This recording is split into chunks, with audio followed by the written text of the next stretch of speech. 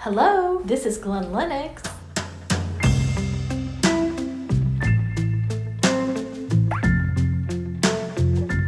It's not all about meeting the regulations, right, that are imposed by the town, whether it's around tree canopies or setbacks or height requirements. The town does all of that in many ways, but you can lose the human story if that's all that is dictating your process. We're speaking today with Deedee Nachman, who represented Church of the Holy Family on the Glen Lennox Neighborhood Conservation District Development Committee.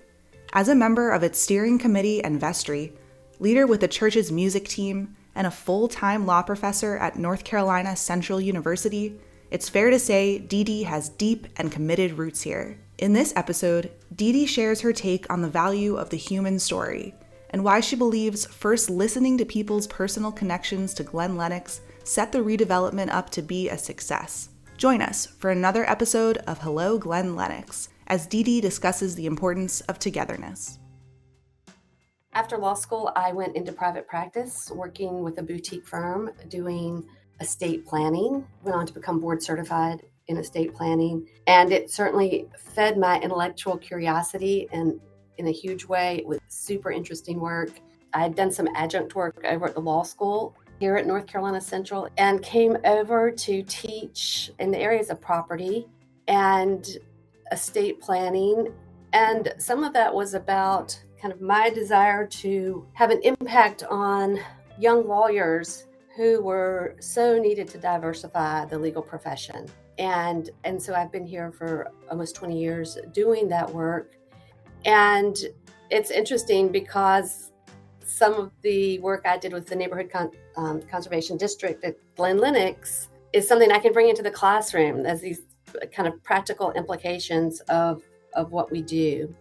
When I'm not drafting bylaw provision changes or working on renovation projects, I can sometimes be seen sitting on the piano bench there. It's been interesting to be at Holy Family right now during the first phase of the new development over at Glen Lennox because we have a row of very large windows. And so we saw everything that's happening right across the street as it was happening. And through all the seasons of change at Glen Lennox. And I have a prime seat from that piano bench to see that happening. So I first became involved with the redevelopment committee as we heard about the plans for redevelopment. And this was before the NCD really became a thing. We had parishioners who live along Flemington. So we were hearing stories, the word on the street about redevelopment and what the proposals were and what was being considered. And so when the NCD was created, we applied for a seat on that NCD committee. The church felt like it was important to have a voice at the table in the plans for redevelopment, both because we had some interests about what that would look like and what it would become and what its future was going to be, but also to help amplify our neighbors who live in Glen Lennox, our neighbors that live along Flemington and the greater Glen Lennox community. We had, I think, a unique role to play in some of those conversations. Holy Family hosted several of the kind of town hall-like meetings, information sessions, until they had their own space. That's kind of how we got involved, and I just was the church's kind of appointed person to fill that role once we were given a seat when the NCD committee was formed. At some of those early meetings of the NCD committee, but in terms of actually meeting Clay and meeting Todd, that would have been at those NCD meetings. They were these roundtable discussions that were held in the library of Glenwood Elementary School. They would find enough chairs for adult people to sit in, and we kind of hashed out a lot of the work of that NCD around that table. And there was always active participation by the folks at Grub Properties in those early conversations. And then once the NCD was approved by the town and it kind of went next level to actual shovels in ground, that's when we started hearing from other folks like architects and transportation people and things like that. But as things evolved and we wanted to kind of reiterate concerns around access and transportation, primarily how people would be able to get to the church, depending on the road, both out on 15501 as well as once you kind of entered the area. And again, very responsive, and probably things that weren't on their radar, like how do you bring a limousine right in front of the church for a wedding party? Or how do you bring a hearse in front of the church if we blocked off the road in a certain way? We did feel like we could just email them and that we would get a response around those. One of the things about working with the committee was to see in action something that we teach at the law school all the time, which is around alternative dispute resolution. And in fact, I think the local ADR folks were involved in some of those early meetings. And, this is all about ways in which parties with conflicting ideas or concerns can talk through those challenges and find common ground around which we can then build consensus moving forward. And the NCD process was really rooted in this type of approach. In some of those early meetings, the stakeholders were invited to share their stories of living in the neighborhood or across the street, or in the church's case, what it had been like existing along 15501 and in the midst of Glen Lennox. And we each got to share those stories, and some of them involved PowerPoint presentations, and some of them involved handouts or other visuals. And so, for instance, on behalf of the church, we could talk about how, as an early youth group leader in my college days at Holy Family, our young people would Christmas carol through those Glen Lennox apartments. And for a while, Holy Family had a daycare facility on its campus. And many of the young families that were frequently associated with the university could enroll their children in the daycare. And it was super convenient because they could literally walk their kids over there. There are times when the parish hall would be made available for Glen Lennox Thanksgiving dinners and things like that. And the brick wall that borders the church, it's not just decorative, it's a columbarium where the ashes of our departed are niched. And the enclosed garden is a very sacred space for us. And that's something we wanted to preserve and protect in the course of this really large redevelopment project that was going on so close to the church.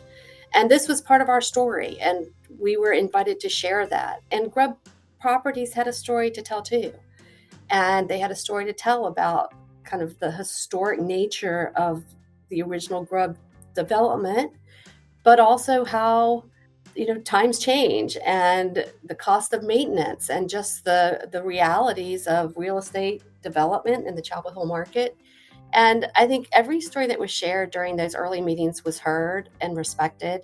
And it began a process of seeing the land on which we all were existing in new ways and through the eyes of others. And from this effort, I think a lot of trust was built among the folks around the table who probably didn't come to the process initially thinking we were going to be able to agree on very much at all. So the process of kind of active listening and really hearing what the other was saying was critical to, I think, the success of what the NCD process was.